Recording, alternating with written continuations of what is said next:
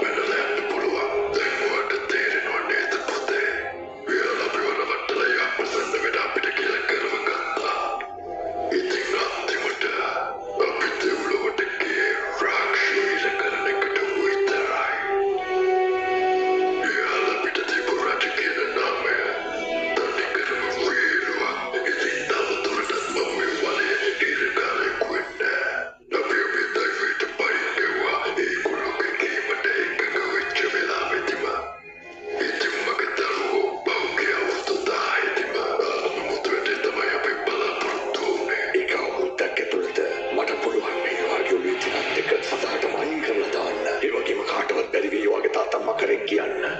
කාලේ ඉවර වෙන අන්තිම දවසට ඔයා දිනුවොත් එතකොට දිනුවොත් විතරක් ඔයාට දේව ලෝකෙදි තැනක් ලැබෙයි. ඒ වගේම අකුරු නිදහස් කරන්නත් ඔයාට අවස්ථාවක් ලැබෙයි. සම්පූර්ණයෙන්ම තියෙන ඔයාගේ කර්මත තමන්ටම රැවටෙන්න එපා. යාළුකව කියන මායාවෙන්.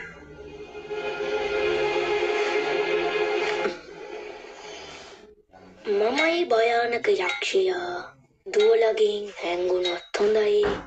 පුරාවෘත්තයක් තියෙනවා මම හැමෝම කාලා විනාශ කරනවා කියලා. එයාලා හරි ඔයාලා අවධානයෙන් ඉන්න ඕනේ. එයාලගේ යෝජනාව පිළිගන්න එක හොඳයි. මම ඕනවට වඩා කෑවොත් මට බොහෝම භයානක අජීර්ණයක් වෙනවා.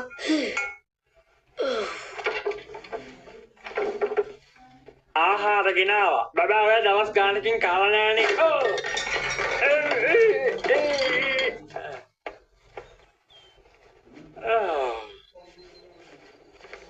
පැටියෝ තව කොච්චර කලෝ මේ විදිහට ඉන්නවද? මට ඉන්න දෙන්න. මට නිදහසේ මෙල්ල යන්නයි ඕනි. මම හැදුවේ හැමෝටම උදව් කරන්න. ජේන්සි සෙල්ලම් කරනවා කැමති නේද? මට පුළුවන් වාතක සෙල්ලම් කරන්න. මම ඔයාට අලුතෙන් කෝස් එකක් ඩිසයින් කරලා තියෙන්නේ. ඒකේ තියෙන ඔයාට බලාපොරොත්තු පාවෙලා යන්න කැමතියි නේද?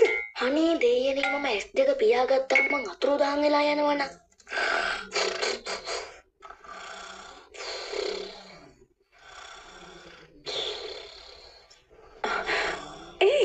ඔයාගේ තුන්වෙනි උපන්දිනේට තව දවස් 10යි. සෙන්ටම් පාසල මිනිස්සු කැමතිලු වගේ උපන්දිනේ සමරන්න. එයාලා මම මරුණා කිව්වොත් සමරයි. මට උපන්දින ඕනේ නැහැ. මුහුදු රාක්ෂයට ජලය වගේ යන්නත් පුළුවන්. ඒකත් කිසිම කෙනෙක්ට නොතේරෙන්න. කෙලවලින් මිනිස්සුන්ව පාෂාණ කරලා පණ පිටින් තියන්නත් පුළුවන්. ඒ තිබ්බ වැරදි වැටහීම දැන් විසඳලා තියෙන්නේ. එයාලා දන්නවා ඔයා යක්ෂයා වෙලෙව බව. ඔයාගේ තාත්තා කිව්ව හරියට හරි. ඒ උත්සවයේ තියෙන්නේ තෝයේ රක්ෂා පරද්දපකට ස්තුති කරන්න. ඔව්නේ. මගේ ඉගැන්වීම් වල බලය තමයි ඔය. දැන් දේ මොඩයන්ට එක තේරෙන්නේ. දැන් ඇති. ඔයා එනවා කියලා පොරොන්දු වෙනවද? හරි මං එන්නවා.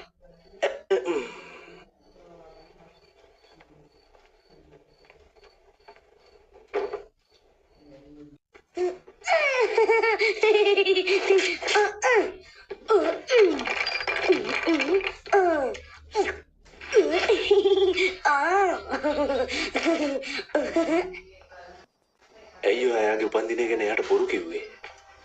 ආත්ම මුතුවට එයා කියලා විශ්වාස කරවන්න. එයාගේ හිතට සතුටක් දෙන්න. එහෙම කිව්වම එයා සතුට වෙනවා නම් මම එයාට බොරු කියනවා තමයි. හැබැයි මේමයි. ධම්මුන්ට ඕනේ එයා තවදුරටත් හිර කරලා තියාගන්න. ඉතින් එහෙම කියලා සාදයකට එයිද? ඒ දේවල් ගැන මම බලා ගන්නවා. අර එදා වෙරළේදී මම දැක්ක එයාගේ අතේ අර රාක්ෂයාගේ සෙවල තියෙනවා. එයා අපිට ඇත්ත කිව්වේ. ඉතින් මම බලාගෙන ඉන්නවා කම්මු තුත්සවේදී එක තේරුම් ගනීවි කියලා. ඒත් මං ඉන්න තාක්කල් ඔයා වැඩවලදී මූලිකත්වය ගන්න. මිනිස්සු ඔබටත් ඇහුම්කන් දෙන්න ඕනේ. මං උත්සවය ගැන බලා ගන්නවා. මං දෙයක් කිව්වොත් කරනවාමයි. ඒ ගැන බය වෙන්න එපා.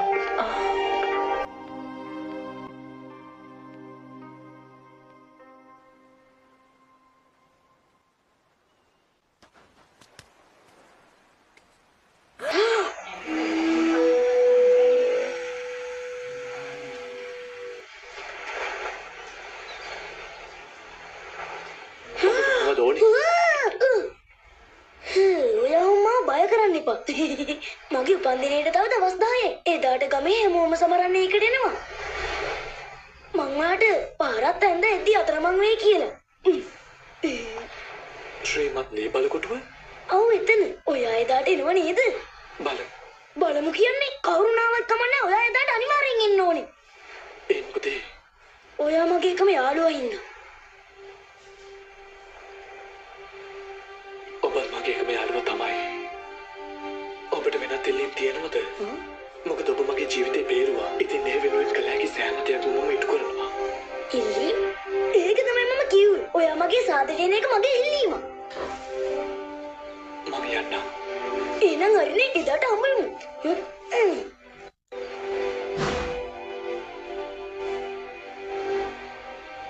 එන්න තුින්න එපා. එහෙම කරන්නේ.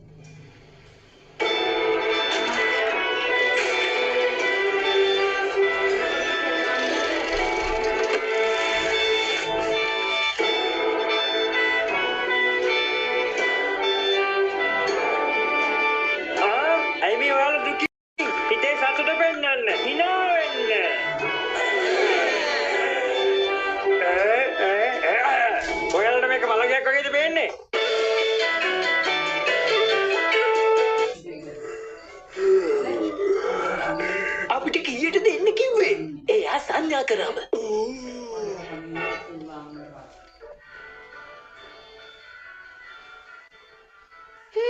සා ලෝකෝන ලස්සනයි. උත්කෘෂ්ටයි. මල සිරුරකට නළුවොද ආවරණයක්. මොකද?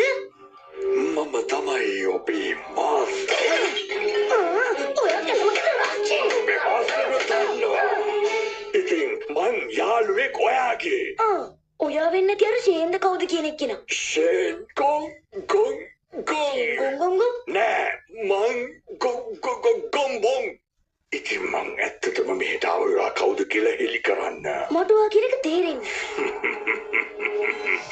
පව් වසරන ළමයා. ඔයා සෑහෙන කාලයක් යාල කලුවරේ තියලානේ.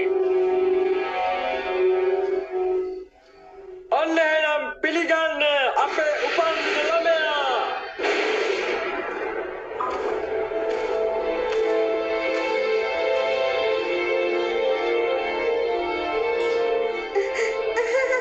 සයන් කමුද?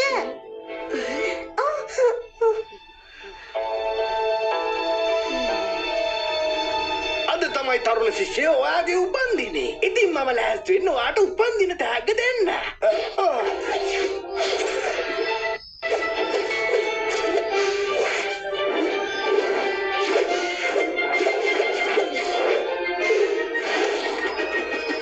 මේ තියෙන ඔයාගේ ගිනි විදින හෙල්ල. ඒ වගේම සේදරෙද්ද. මේක දැන් නිල වශයෙන් ඔයාගේ. තව තෑග්ගක් තියෙනවා. මේ තමයි ඔයාගේ ජාතික ගමන් සගයා. බය වෙන්න බා. ගිහින් අල්ලන්න. යන්න.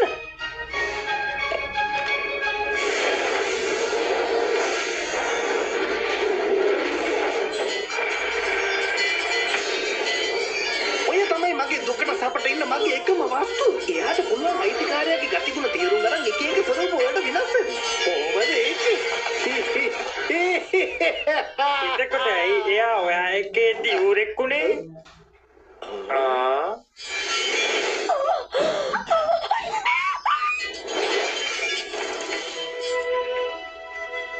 මගේ පැටියෝ බලන්නකො කාලෙක ඉක්මන. මේට අවුරුදු 3කට කලින් අම්මගේ බඩ ඇතුලේ හිටියේ. දැන් ඉතින් ඔයා හොඳ පෞරුෂයක් තියෙන ළමයෙක්නේ. මට ඔයා ලොකු වෙන හැටි බලන්න ආසයි.